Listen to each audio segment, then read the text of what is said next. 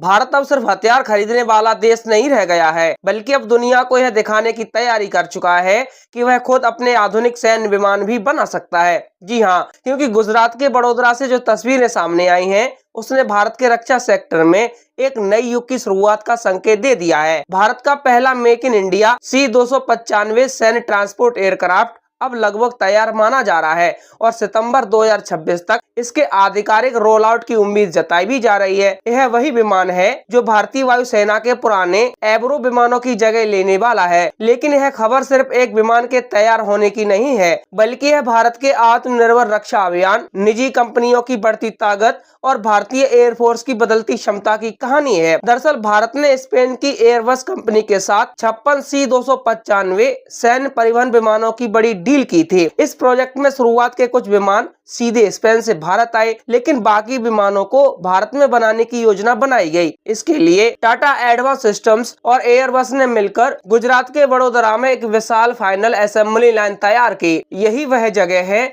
जहां अब भारत का पहला स्वदेशी तरीके से असेंबल किया गया C-295 विमान लगभग तैयार दिखाई दे रहा है।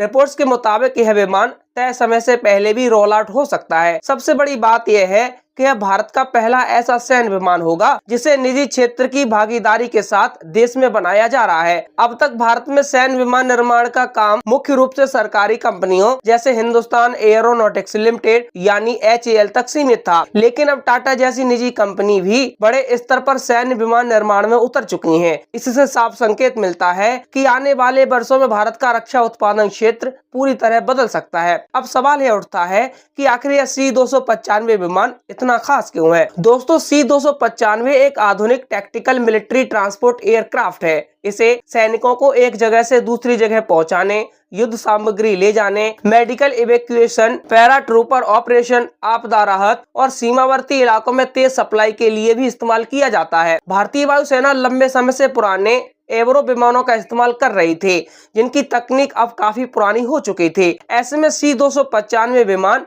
एयरफोर्स की क्षमता को पूरी तरह बदल सकता है। इस विमान की सबसे बड़ी ताकत इसकी बहुउद्देशीय क्षमता है। यह छोटा रनवे होने के बावजूद आसानी से टेक ऑफ और लैंडिंग कर सकता है, यानी पहाड़ी इलाकों, सीमावर्ती एयर स्ट्रिप और युद्ध क्षेत्र में भी इसका इस्तेमाल संभव है। यही वजह है कि भारतीय वायुसेना इसे बेहद अहम मान रही है। C-295 लगभग 70 सैनिकों या करीब 9 टन कार्गो को ले जाने की क्षमता रखता है। इसके अलावा यह पैराशूट ऑपरेशन में भी उपयोगी है। भारत के लिए यह प्रोजेक्ट सिर्फ विमान खरीदने का सौदा नहीं है, बल्कि है टेक्नोलॉजी ट्रांसफर और घरेलू रक्षा उद्योग को मजबूत करने का मिशन भी है। रिपोर्ट्स के मुताबिक इस विमान में इस्तेमाल होने वाले हजारों पार्ट्स भारत में बनाए जाएंगे। कहा जा रहा है कि लगभग 14,000 पार्ट्स में से 13,000 पार्ट्स भारत में तैयार होंगे। इसमें सबसे बड़ी संख्या में MSME कंपनियां भी शामिल होंगी। इसका मतलब यह है कि यह प्रोजेक्ट सिर्फ एयरफोर्स को मजबूत नहीं करेगा, बल्कि भारत में रोजगार, तकनीकी कौशल और एरोस्पेस मैन्युफैक्चरिंग को भी नई ऊंचाई देगा। बड़ोदरा में बने इस प्लांट का उद्घाटन प्रधानमंत्री नरेंद्र मोदी